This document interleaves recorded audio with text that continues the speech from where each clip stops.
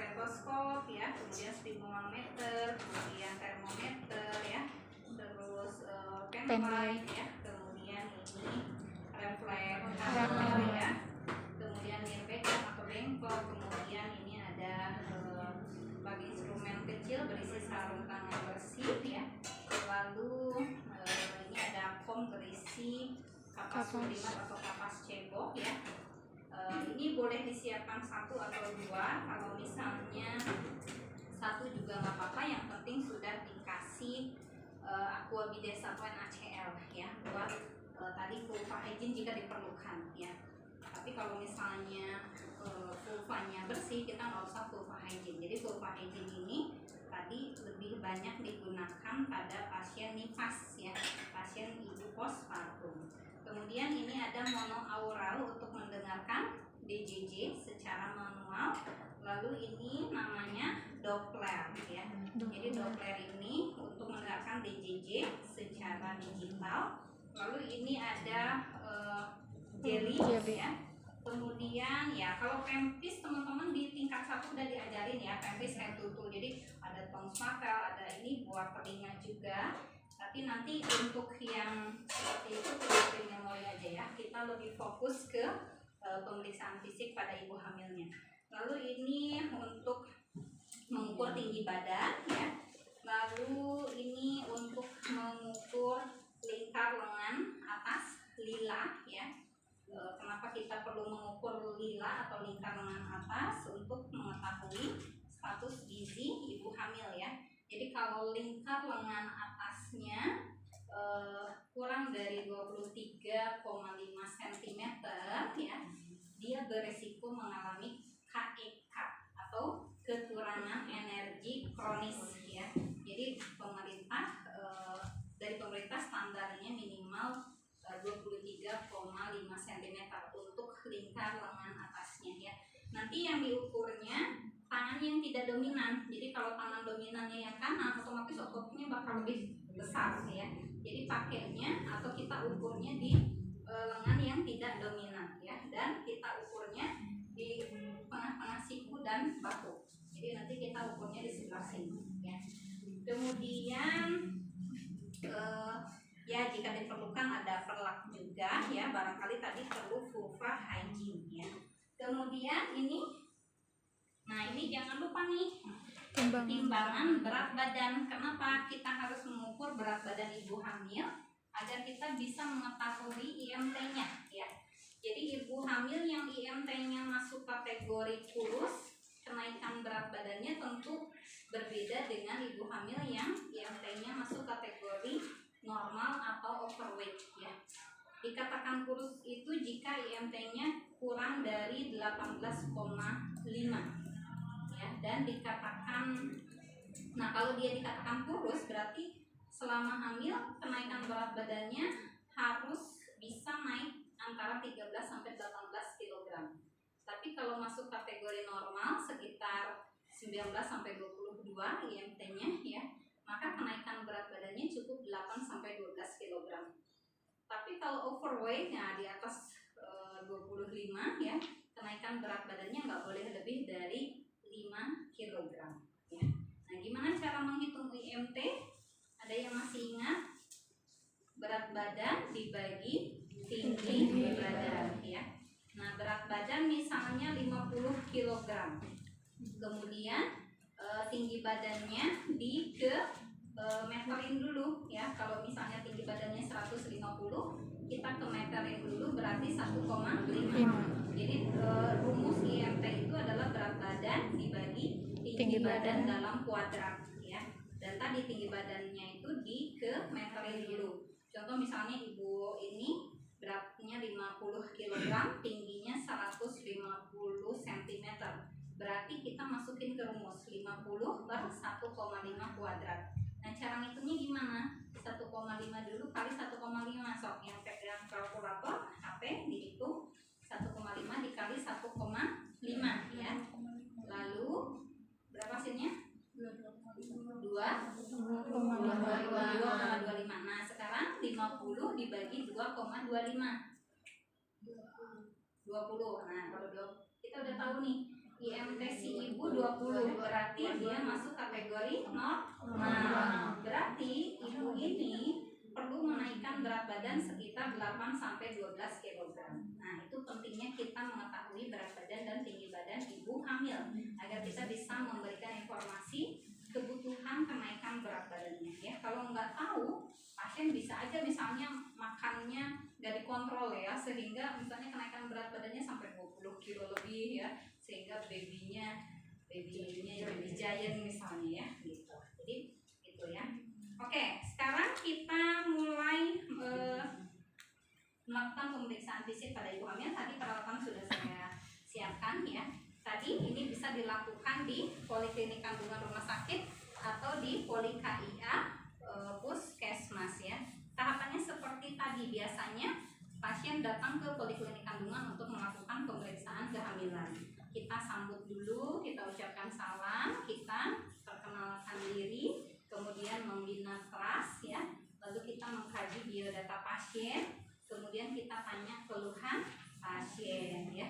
Kemudian kalau misalnya pasien tidak ada keluhan, kita bisa, misalnya pasien hanya ingin melakukan pemeriksaan kehamilan, nah kita jelaskan, baik ibu jika tidak ada keluhan, nanti saya akan melakukan pemeriksaan fisik pada ibu ya, tujuannya untuk mengetahui kesehatan ibu dan janin ya. Waktunya sekitar 10 menit, nanti ruangannya di sebelah sini ya. Bagaimana, apakah ibu bersedia? Jika ibu bersedia, silakan menandatangani lembar inform konsen ya.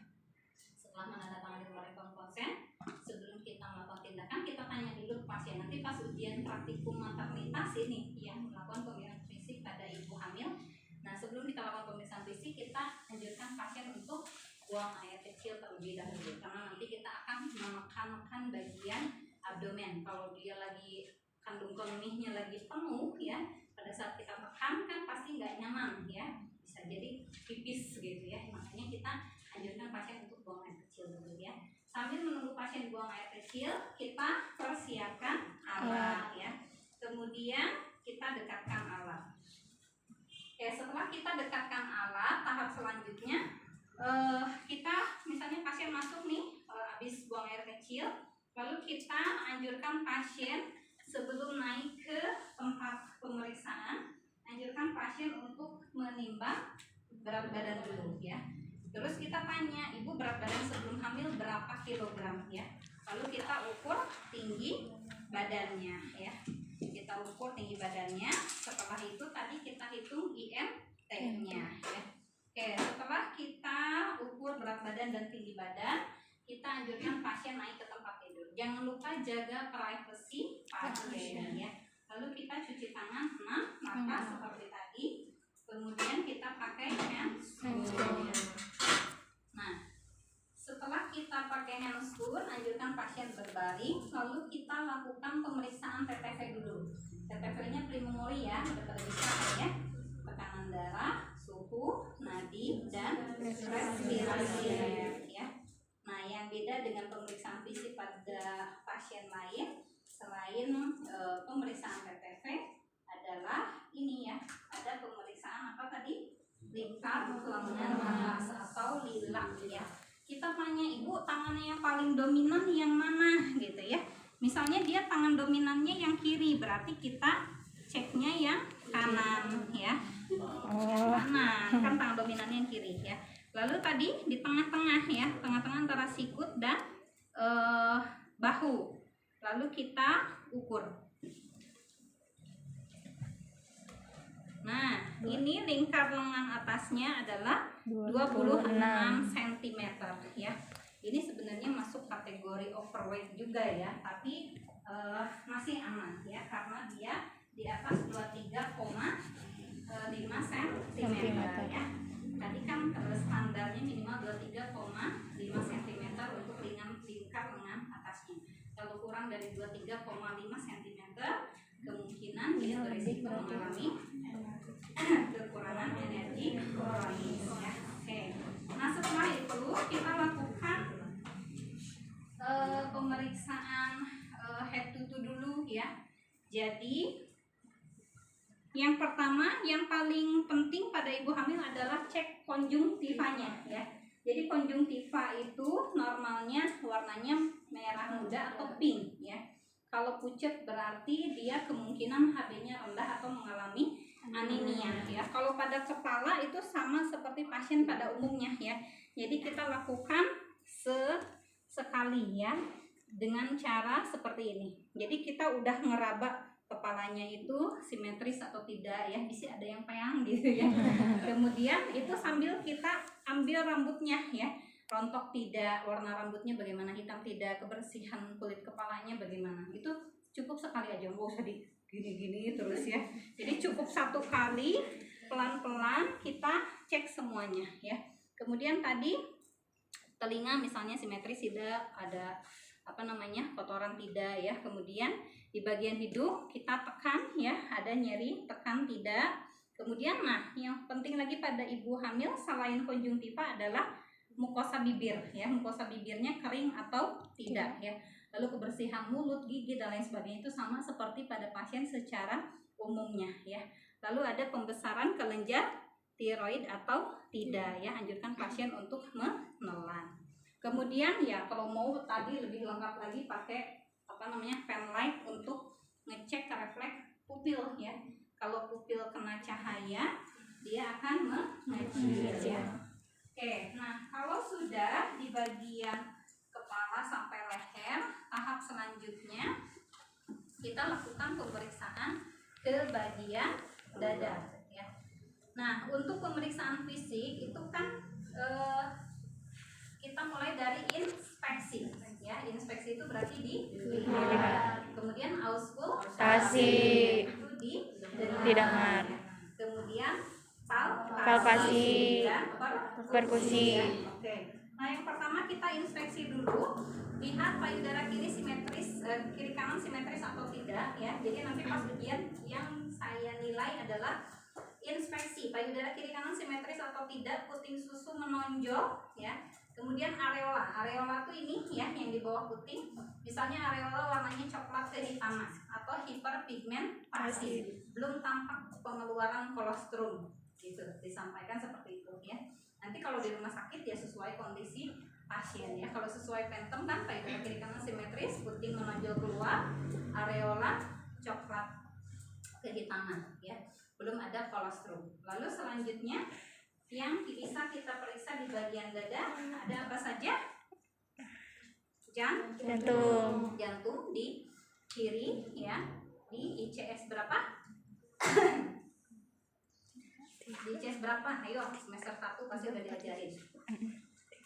34. ICS 34. Oke.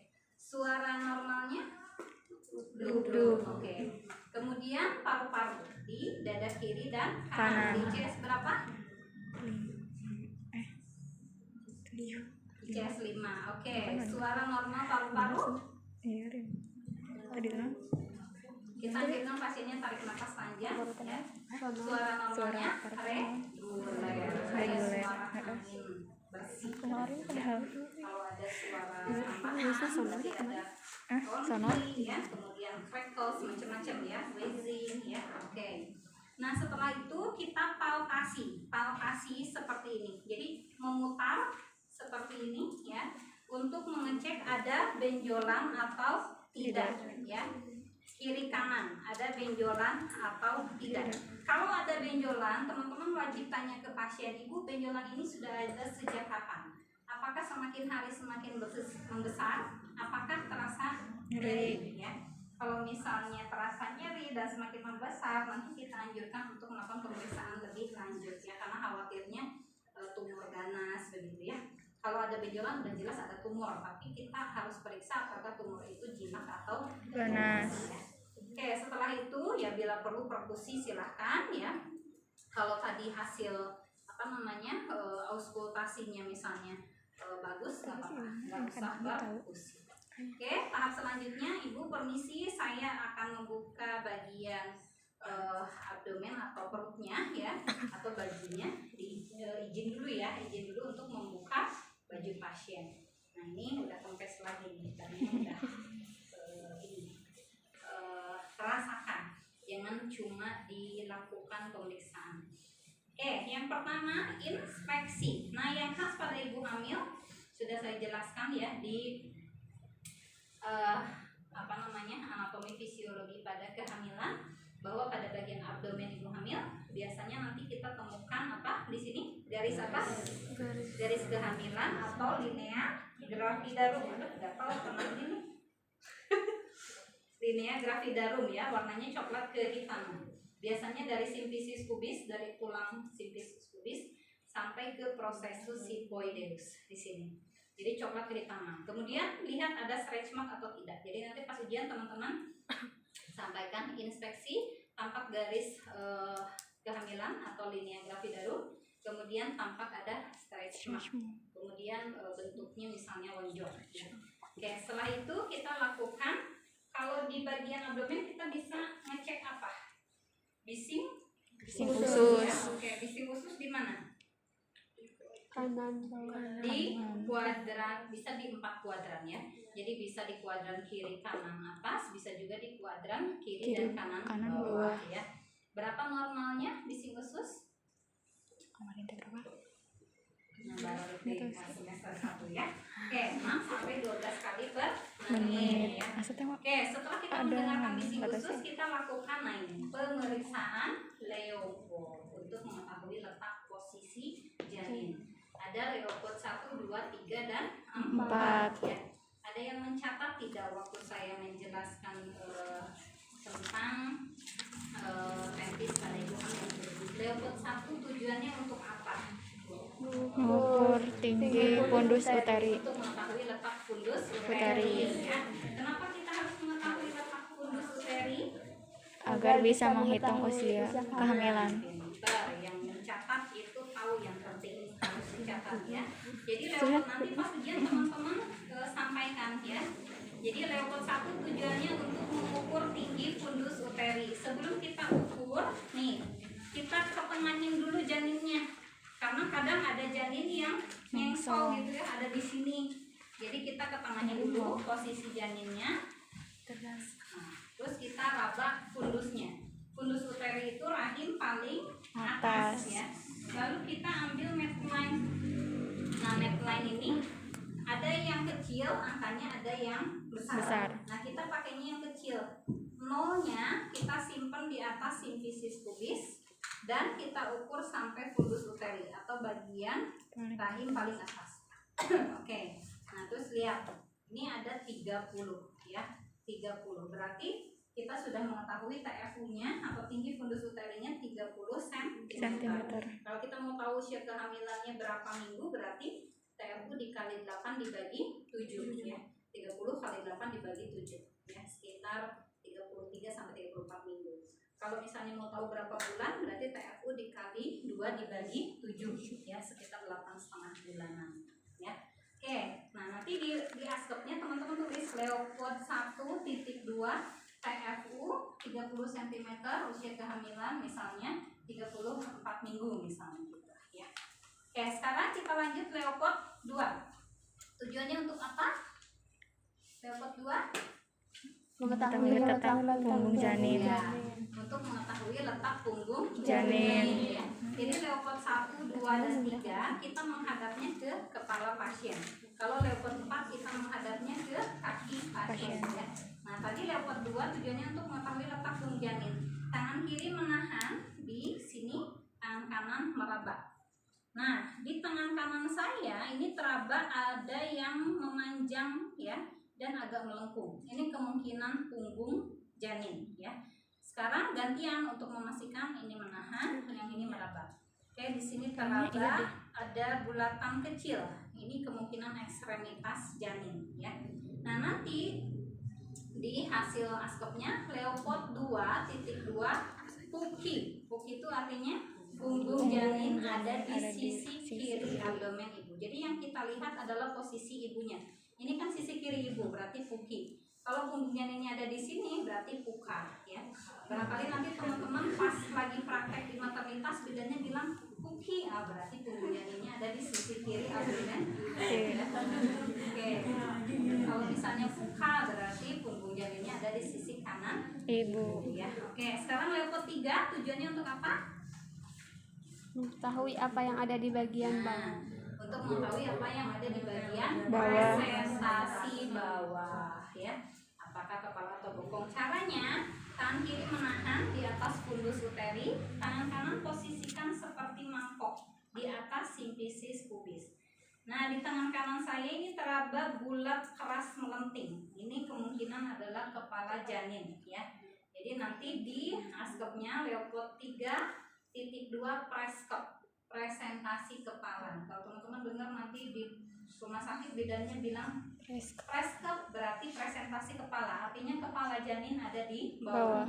Kalau teman-teman dengar presbo berarti presentasi bokong, artinya bayinya sungsang. Ya, oke. Nah, sekarang Leopold 4 tujuannya untuk apa? Mengetahui sejauh mana janin kepala ke- janin masuk. Oke, untuk Kepala mengetahui janin. sejauh mana Kepala janin masuk ke pintu PAP, pintu atas panggul. ya. Kita menghadapnya ke kaki ya. ibu. Jadi kalau tadi pas Leopold 3 si kepala janinnya masih bisa digoyangkan, kita nggak perlu melakukan pemeriksaan Leopold 4. Tapi kalau pas kita lakukan pemeriksaan Leopold 3 kepala janinnya udah nggak bisa digoyangkan, kemungkinan kepala janin sudah masuk ke pintu atas panggul dan kita harus melakukan pemeriksaan Leopold 4 untuk mengetahui sudah sejauh mana kepala janin masuk PAP ya. Caranya kita menghadap ke kaki pasien, lalu kita posisikan tangan kita seperti ini di sini. Kalau sesuai Phantom, tangan saya masih rapat dan saya masih merasakan seluruh kepala janin. Artinya kalau di Phantom ini memang kepala janin belum masuk ke PAP. Tapi kalau misalnya tangan pemeriksa sudah tidak bisa bertemu seperti ini, artinya kepala janin kemungkinan sudah masuk setengahnya ke pintu atas panggul. Apalagi kalau pemeriksa tangannya sudah seperti ini, divergen. Artinya kepala janin sudah masuk semua ke pintu atas panggul. Itu biasanya yang sudah mendekati HPL atau hari perkiraan lahir yang sudah siap mau melahirkan. Gitu ya. Nah, setelah kita lakukan pemeriksaan Leopold 1, 2, 3, 4, jangan lupa kita lakukan pemeriksaan DJJ. Kalau pakai Doppler yang monoaural, karena tadi punggung janinnya ada di sisi kiri, berarti kita harus pindah ke sebelah sini. Nah, kita dengarkan. Nah, kita lihat jam, kita dengarkan selama 1 menit. Nah, nanti pas ujian saya tanya, pada saat mendengarkan DJJ, cari suara DJJ yang paling keras terdengar dan iramanya konsisten. Nah, itu namanya adalah pungstum maksimum ya. PUM X PUM maksimum. Jadi kalau nanti teman-teman dengerin pakai Doppler cair. Kita kasih jelly secukupnya. Kemudian nyalakan Dopplernya, tinggal diturunkan ke bawah. Kemudian kita letakkan Dopplernya di sini. Ya. Kalau misalnya di sini terdengar duk terus hilang, nah itu berarti bukan pungstum maksimum. Kita gesernya ke bawah karena jantung itu ada di dada kiri atas. Tadi kepala janin ada di bawah, berarti kemungkinan jantungnya ada di sekitar sini ya. Kalau di sini sudah terdengar suara DJJ yang tadi keras terdengarnya dan tidak hilang timbul, nah itu berarti pungstum maksimum. Nanti kita tinggal lihat angkanya di sini akan muncul. Misalnya di sini muncul 140, berarti denyut jantung janinnya adalah 140 kali per menit ya. Oke, menurut WHO DJJ normal itu sekitar 120 sampai 160 kali per menit. Ya, tapi kalau udah trimester 3 biasanya sekitar 130 sampai 140 kali per menit gitu ya. Kalau udah 160 sebenarnya harus udah waspada juga karena itu menandakan adanya fetal distress atau kegawatan pada janin. Kalau dengar istilah fetal itu artinya janin ya. Oke, nah setelah dibersihkan kita lanjut ke bagian biar ada gambaran ya DJJ itu seperti apa.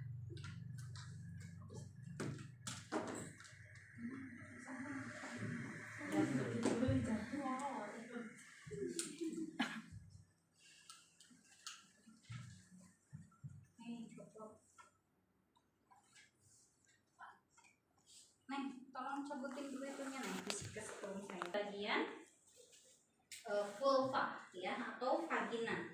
Nah, pastikan pada vulva ibu hamil tidak ada perdarahan, tidak ada cairan ketuban ya. Misalnya kalau ada keputihan ya itu mau wajar ya. Lendir misalnya, lendirnya warnanya apa? Kalau misalnya putih bening dan tidak berbau busuk ya itu berarti masih normal ya. Tapi kalau misalnya lendirnya berwarna kuning kehijauan berbau busuk, nah itu berarti yang abnormal ya. Oke, setelah itu misalnya tidak ada perdarahan, terus di vagina selain dicek ada lendir atau tidak ya, ada keputihan atau tidak, ada cairan ketuban atau tidak, kemudian ada perdarahan atau tidak ya. Nah sekarang kita cek ada varises atau tidak. Jadi varises itu tidak hanya kita temukan pada betis, tapi di vagina ibu hamil kalau yang kenaikan berat badannya drastis bisa kita temukan varises ya. Oke, misalnya ini tidak ada varises. Nah selanjutnya kita miringkan pasien di sebelah sana, terus kakinya lurus, yang ini ya, yang kiri lurus, yang kanan ditekuk. Kita lihat anusnya untuk lihat ada hemoroid atau tidak ya. Kalau ada hemoroid biasanya pasien tidak dianjurkan untuk melakukan persalinan secara normal karena proses persalinan spontan kan harus ngeden ya, dan proses ngeden itu bisa memperberat ke hemoroidnya ya. Oke, lalu setelah itu kita lihat ekstremitasnya ya. Ekstremitas pada ibu hamil dicek ada udem atau tidak ya. Kemudian ada varises atau tidak pada bagian betisnya ya. Kemudian kita cek refleks Hoffman atau Hoffman sign. Caranya kita tangan kiri di betis, terus ini kita tekan seperti ini. Kita tanya apakah betisnya terasa nyeri atau tidak. Kalau terasa nyeri kemungkinan ada masalah di ginjalnya ya. Tapi kalau tidak ada nyeri berarti normal ya. Lalu kita bisa juga tadi misalnya mengkaji refleks patella. Biarkan pasiennya mau duduk boleh, kalau misalnya mau berbaring juga boleh ya. Kalau misalnya berbaring kita anjurkan pasien untuk ininya dilemesin ya. Kemudian kita ketuk di bagian patellanya. Kalau normal dia akan langsung gitu ya. Oke, kalau sambil duduk juga boleh. Oke, kita sudah selesai melakukan pemeriksaan. Kita bantu pasien untuk menggunakan pakaiannya kembali. Lalu kita cuci tangan lagi 6 langkah. Kemudian kita anjurkan pasien untuk duduk dan kita sampaikan hasil pemeriksaan ke pasien ya. Ibu, saya sudah selesai melakukan pemeriksaan fisik pada ibu. Alhamdulillah hasilnya normal semua ya. Tekanan darah ibu normal tadi 120/80 mmHg. Kemudian respirasi rate juga normal 22 kali per menit ya. Suhu ibu juga normal tadi 36,5 derajat Celcius misalnya. Kemudian nadinya juga normal 84 kali per menit misalnya ya. Kemudian lingkar lengan atas ibu juga normal ya. Tadi berapa? 26 cm.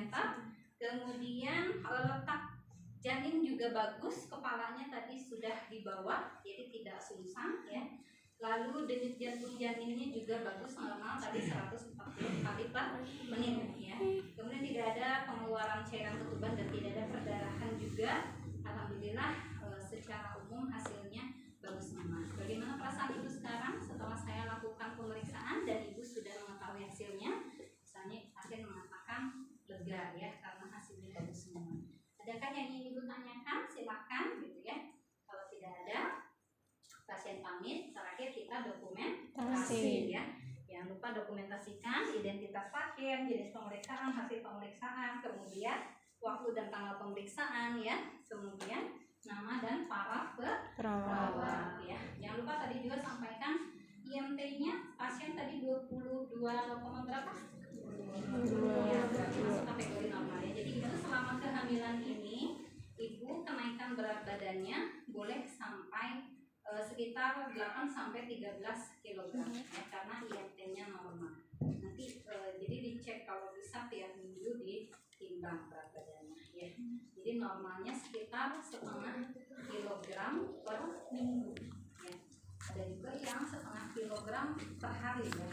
Saya misalnya kalau udah makan kan coba teman-teman timbang deh, bangun tidur ini ya, wah gitu ya. Tapi pas mau tidur seharian makan terus misalnya udah naik sekilo lagi gitu ya.